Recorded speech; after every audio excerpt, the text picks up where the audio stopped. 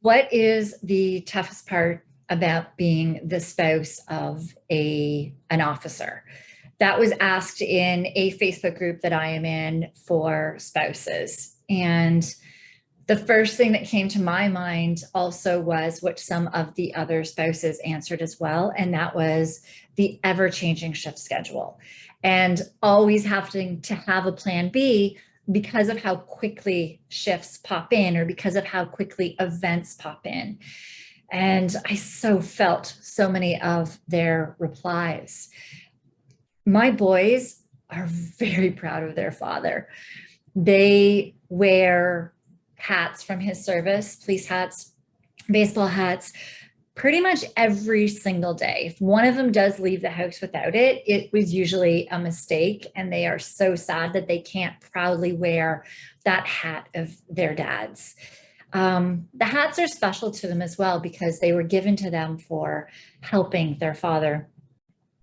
I'm not even sure if they were aware of it, but the reason that we went to help their dad that day was because we hadn't seen him in almost a month. And this was supposed to be a weekend off for him, but he got called into yet another protest. So we all packed up and got ready and went to the station with him to the emergency management area and helped him prep. The boys loved charging the batteries for all of the radios and doing all the little jobs that their dad tasked them to do. And they were so thrilled that they could spend the time with their dad, but also help their dad. And these hats have pretty much been on their heads since that day last summer. Thing is that protest, it meant again that their dad was not going to be with us over the weekend. The first year of COVID, we were lucky to see their dad 3 times a day, or 3 times a month. Sorry. We were lucky to see their dad 3 times a month, with him being the COVID logistics chief and working Monday to Friday in that. And then working protests, missing persons, pretty much anything that he would either be required on the MIC, the Major Incident Command Center, or in the front lines. So the boys really did handle that year okay.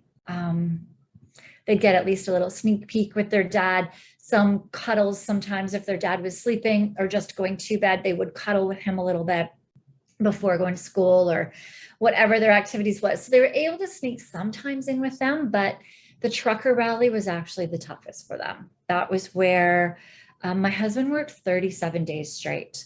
And in the first 29 days, he did 232 overtime hours on top of his 160 regular hours. So if you calculate that out, that's a minimum of 18-hour days. But he had a 36-hour in there. He had a 24, 26, something in there. So it was spread out between a lot of different things.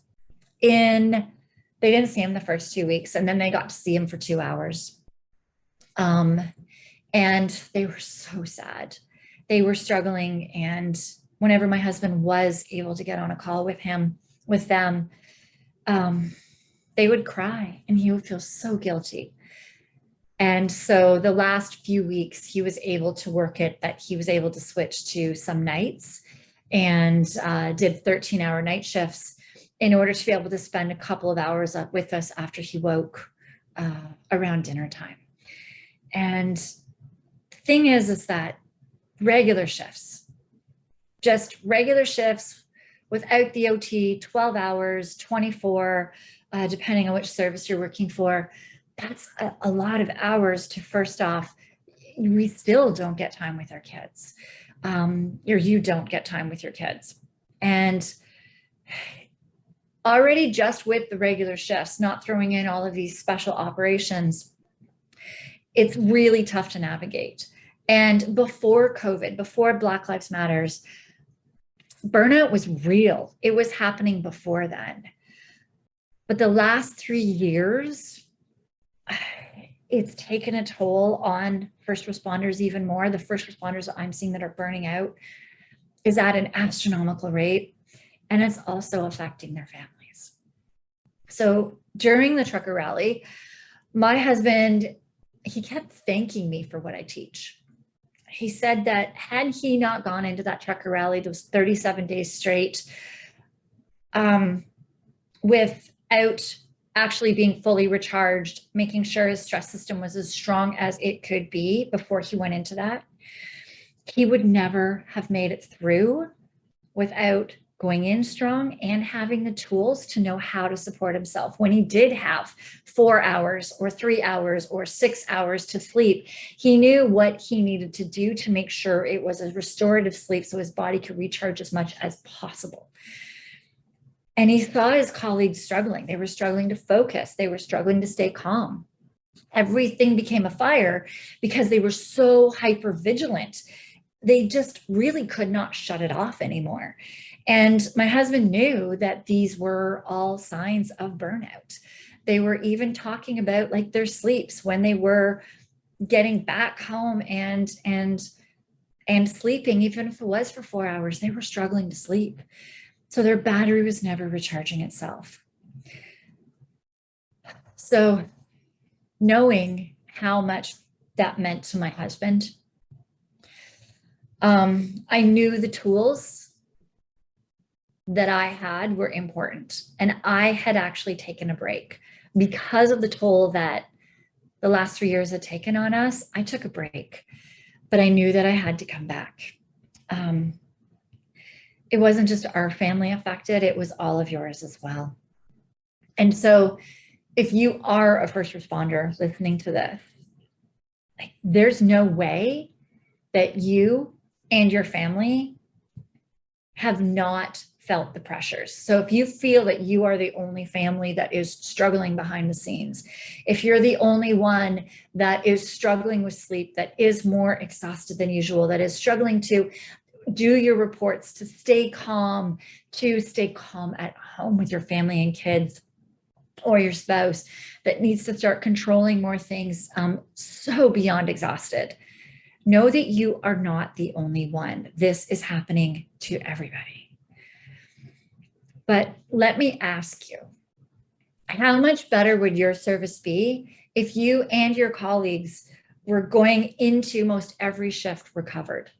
It's not ever going to be that you'll go into every shift recovered, because shit happens and you guys may only have 2 to 3 hours to recover after 36-hour shift.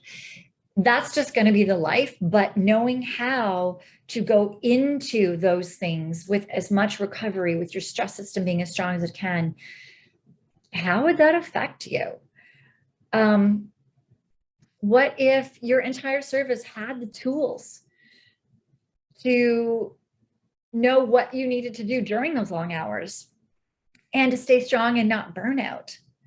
And as each of you has all of these phenomenal skills that you've learned, then when you become a leader, when you promote, and we do see a lot more once they do get these skills, are promoting. Those that struggle to promote, we're finding they're promoting.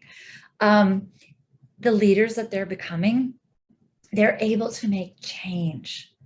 They're in their service. They're able to make changes on their shift. They're able to start making changes in the service because they understand your stress system. They understand what really causes burnout and what you guys can do in the 911 world. We're not talking a civilian world. We're talking the 911 world. What if you were able to be that leader that was able, that had these tools, that knew how to reverse, how to prevent burnout, and could bring that to your team, could bring that to your service?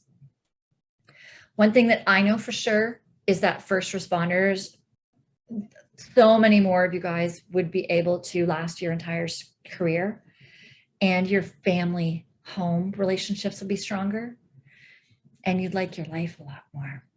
There'd be more happiness, joy. You'd be back to doing the things that you love to do on your days off.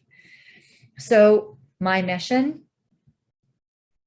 is to give you the tools to bring back to your service so that you can impact the future of first responders. You can help them learn how to reverse and prevent burnout so that service members can really thrive in the job that they love. This is what I stand for. Who's with me? Are you ready to learn the tools that 911 services need right now? Comment below. Let me know.